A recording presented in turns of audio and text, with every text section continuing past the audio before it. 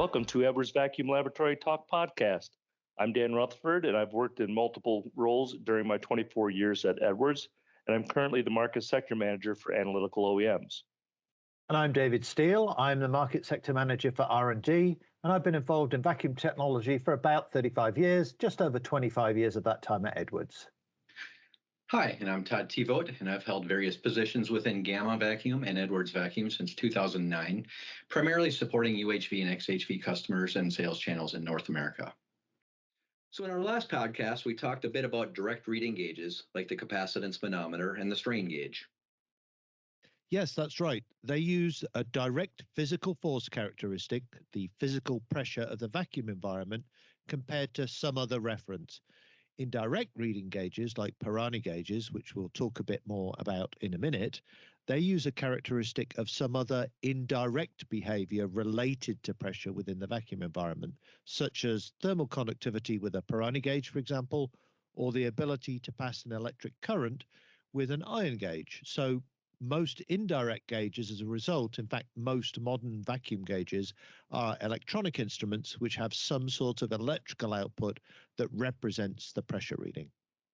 Right, and then, so it's pretty easy to then use that signal to drive something like a digital display, a meter, or even convert it from analog to digital to feed something into a PC or a PLC as part of the wider system. Indeed, and some modern gauges do just that and only have digital outputs. So, most vacuum gauges cover many decades of vacuum pressure. How do they manage that? Oh, you mean like the Edwards wide range gauge? Yeah, that gauge measures an atmospheric pressure, and then deep down into the high vacuum range, in the 10 to minus 8 millibar area. Wow, so that's like 11 decades of pressure differential.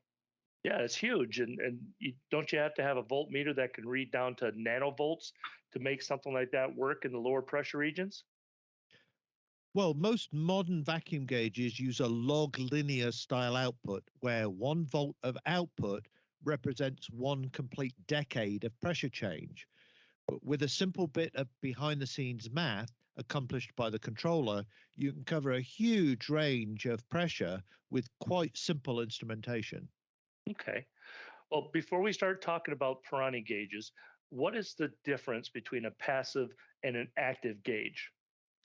Yeah, in terms of the actual gauge technology itself, the sensor that's used to interpret the pressure in the vacuum chamber, they are exactly the same.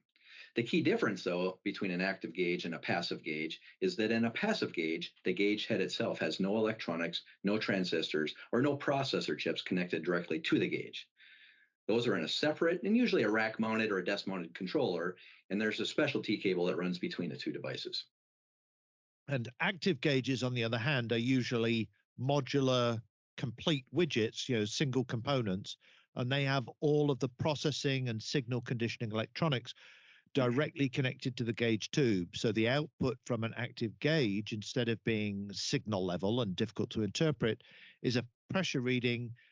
It's an the active gauge typically has a 0 to 10 volt DC output that corresponds to the pressure that the gauge is reading.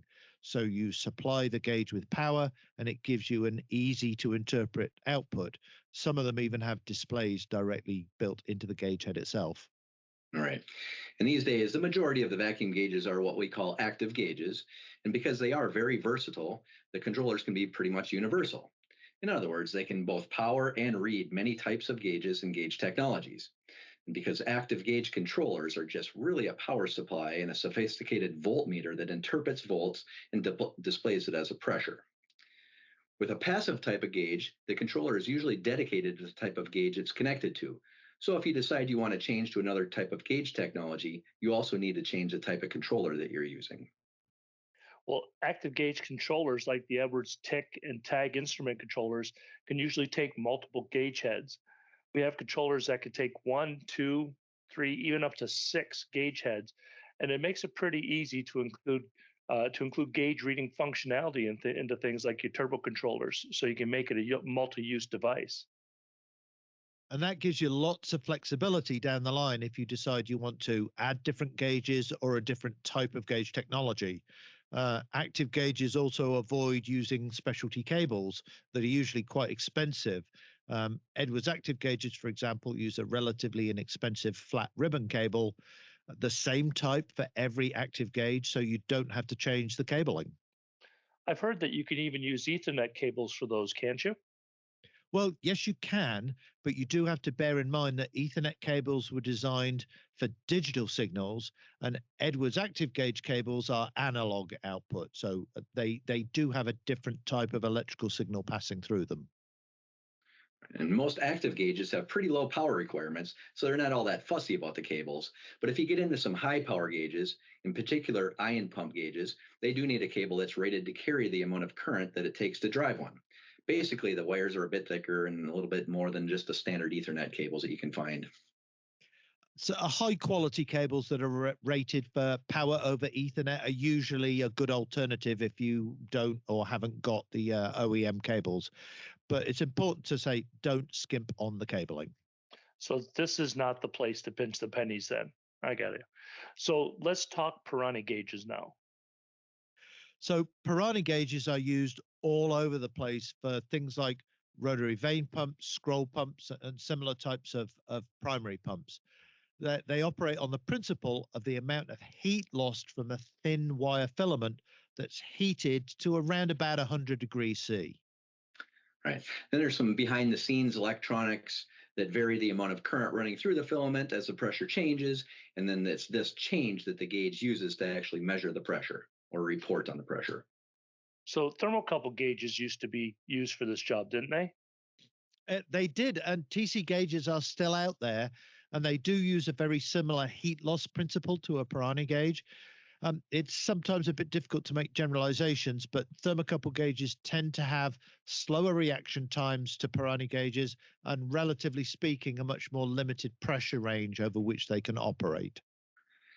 And they operate at a much higher temperature also, like 200 to 300 degrees Celsius, which can be problematic. So is it true that a Pirani gauge doesn't give particularly accurate high pressure readings? So it's true, yes. At the higher pressure end of the vacuum range, roughly sort of 10% of atmospheric pressure and higher, there's enough gas density that means the principal way that heat is lost from the heated filament inside the gauge is through convection currents. So I get it. So the heat from the filament actually causes the gas to rise because it's being heated. Yes, and that messes up the reading from a standard Pirani gauge to the point where it's really inaccurate. It's sort of indication only. But some modern Pirani gauges, like our APG 200, for example, they actually do give an accuracy figure for that last decade of pressure, but it's still pretty granular up there. So why can't this problem be fixed? Well, it can, with a convection enhanced type of Pirani, for example, which uses a modified gauge tube and electronics design to give an accurate pressure reading all the way up to atmospheric pressure. Okay, and presumably that adds complexity, so it also adds cost. Unfortunately, yes, it does, Dan. But if you want accurate readings all the way up to atmospheric pressure, it's usually a cheaper solution than buying two separate gauges to cover the range. And for many large laboratories and other vacuum applications, the time spent roughing down the first part of the vacuum system evacuation is so fast, it's really not all that important to measure it there. So for these sorts of applications, and I'm making some air quotes here, it just doesn't really matter that much. So the extra cost is just not really justified for that second gauge. And that's why we see Pirani gauges everywhere these days. Yes, exactly. Yep. That's it. Okay. So I have another question, as usual. What is the difference between gauge certification and gauge calibration then? Aha, that is a very good question. One of our most frequently asked questions, in fact. Hear that all the time, right? So gauge calibration is a routine procedure that's carried out when the gauge is manufactured. But it can also be, and it should be carried out at the point of use where the gauge is being installed. Calibration with most gauges is simply the act of setting two ends of the pressure scale. So for example, with the Pirani gauge, you'll set atmospheric pressure, and then you'll set it a vacuum end of the scale with the gauge pressure exposed to pressure lower than the gauge, what the gauge can actually resolve. And that's the 0 point of the gauge. There's no other adjustment when you calibrate a gauge. You're not actually changing the gauge's characteristics between those 2 points. You're just telling the gauge where atmospheric pressure is and kind of where your 0 point should be.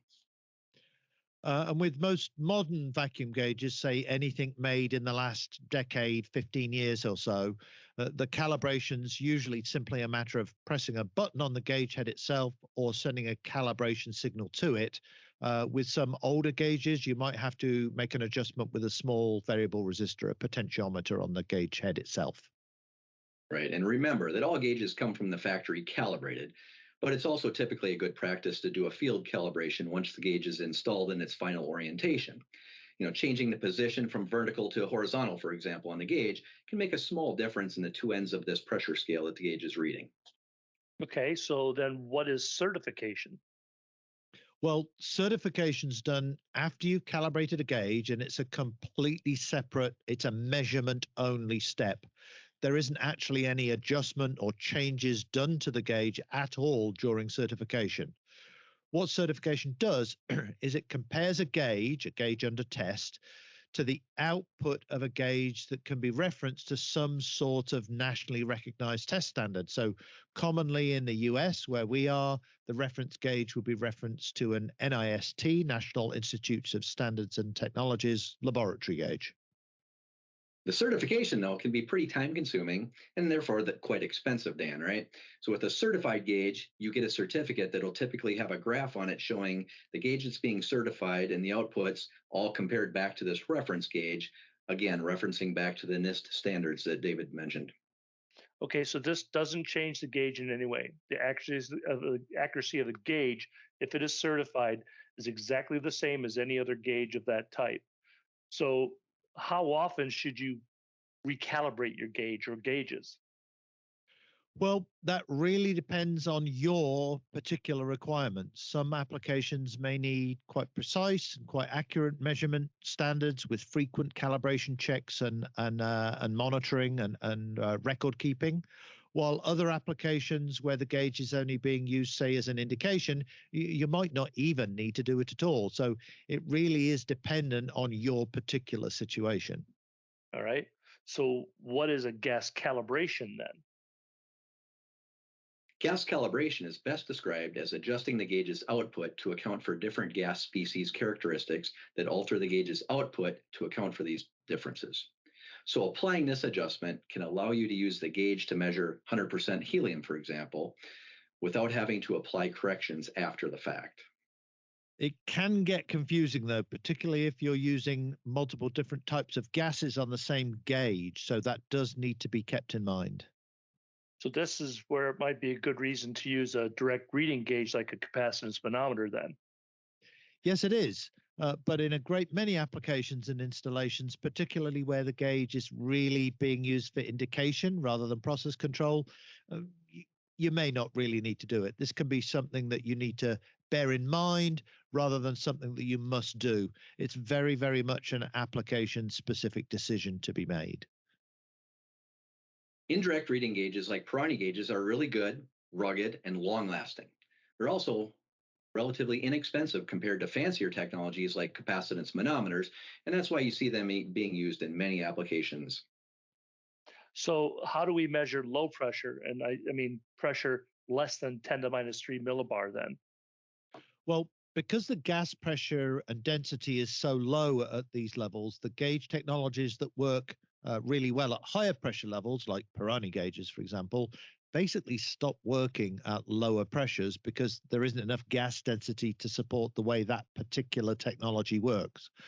The thermal conductivity of a gas, say between the 10 to the minus 4 millibar and 10 to the minus 5 range, is so vanishingly tiny that it would be very difficult to measure, at least using a thermal based vacuum gauge directly. So there are really two main types of gauges used for low pressure measurement. The first one is the ion gauge, sometimes called the Baird Alpert gauge, and the official name is coming from the inventors of this technology. This is sometimes also called a hot filament gauge, right? So, yeah, so that filament is inside the gauge, has electrical current pass through it until it's glowing red hot, like an old school light bulb. That's right. If we want to get fancy, it's using thermionic emission as its measurement principle. Forgive me for oversimplifying how it works a little bit, but a high voltage gets applied between two specially shaped wires that form an anode and a cathode inside the gauge itself. The heated filament that's in there causes the rarefied gas that's in the gauge to ionize, and the small electric charge that this results in allows a small electric current to flow between those two wires, the anode and the cathode.